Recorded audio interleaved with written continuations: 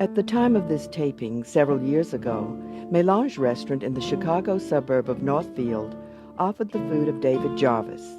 His early training included work under Jean Banchet at Le Francais and with Wolfgang Puck in California. Here is his rice paper wrapped salmon and cilantro broth. The first thing, I'll start with the coriander broth. I take my blanched coriander or cilantro and I'll put that into a blender. Meanwhile, I'll take my chicken stock and heat it up on the stove.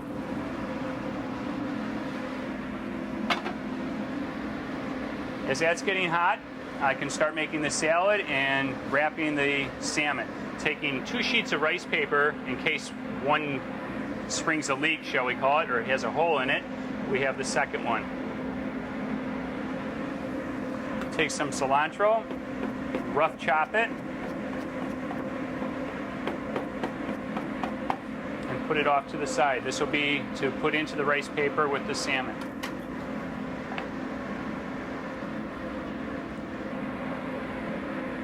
Using a towel to pat dry the rice paper. Pull out my second one. Set that off to the side.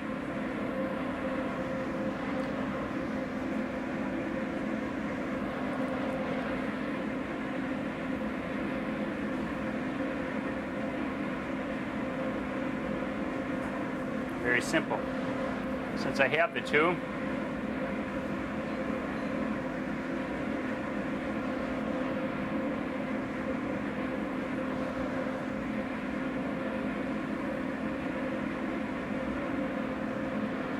now I have 2 little parcels, which would have been in 1 paper, but instead I used 2.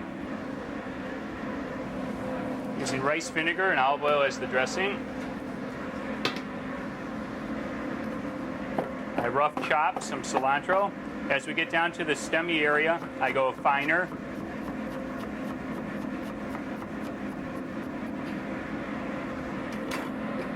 And this will be the greens in this salad.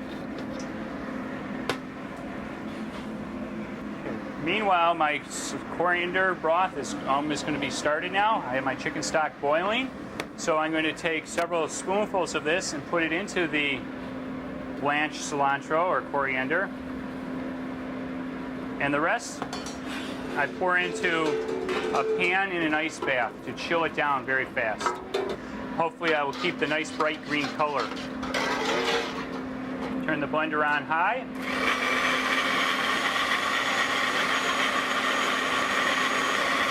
This will take just a moment.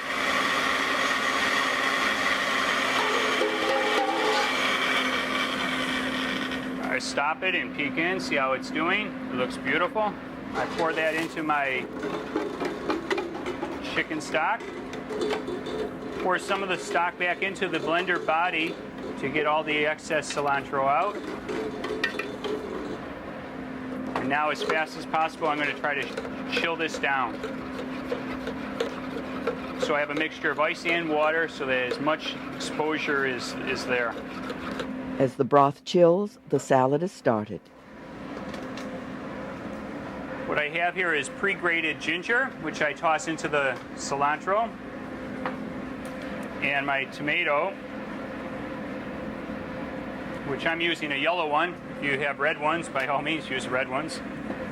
Cutting them in half, get rid of the end that is a little bit tough by the root. Cut them in half again, so we've quartered them, and just slice very thin. The tomato should be ripe, but not overripe, so that it holds together. Meanwhile, the salmon is started. I'm using a non-stick pan, so I don't have to worry about the rice paper sticking. I use a little olive oil in it, and excess amount I will just drain off. And once I see a little bit of heat action, or a little bubble or any kind, I would put the salmon in. And let it cook up on the slow side first. The side you want presented should be the side you put down. Like other dishes where you have a crust of sort, you want to start it slower than faster. And you can speed up the heat as it goes or turn it down and slow the heat down. So now I let this just simmer away and get nice color. Going back to the cucumber. The cucumber was peeled and halved.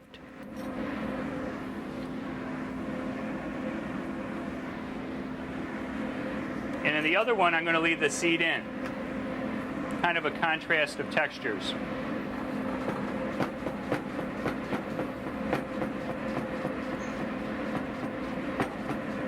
While I'm cutting the cucumber, I keep glancing over at my salmon to make sure it's not burning. Now I go back and I check my salmon. It's starting to get a little bit of color. Once it has a little bit of color, what I'm going to do now is put it into a hot oven and cook it. Halfway through cooking, I will turn it over.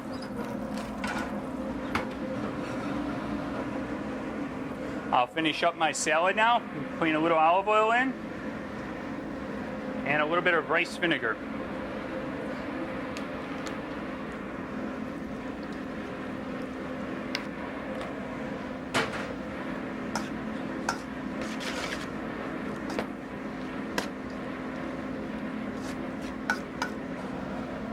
Now start getting the dish ready. Put the chopsticks off to the side.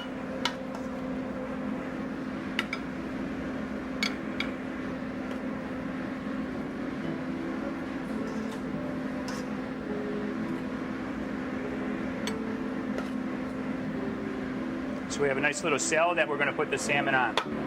I'll take a look at the salmon and see how our color is, and then we'll heat up the sauce. You can see a nice color starting to happen, so now we just turn it over and we finish it in the oven. Depending upon how long you like your salmon to be cooked, meaning rare or medium rare or well done, will depend on how long it spends in the oven. Get my pan.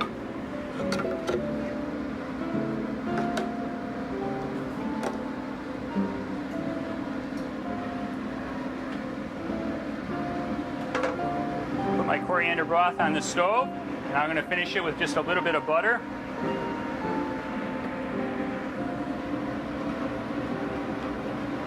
Shaking the pan and stirring.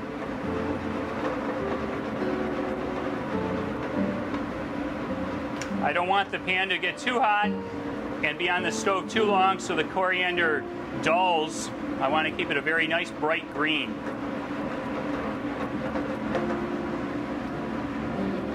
Okay, as you can see, it's hot, but it hasn't boiled.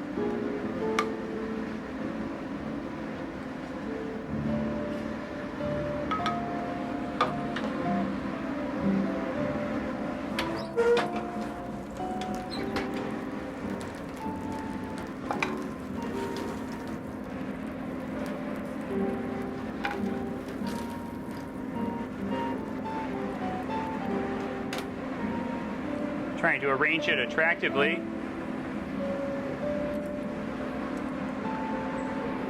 And the dish is finished.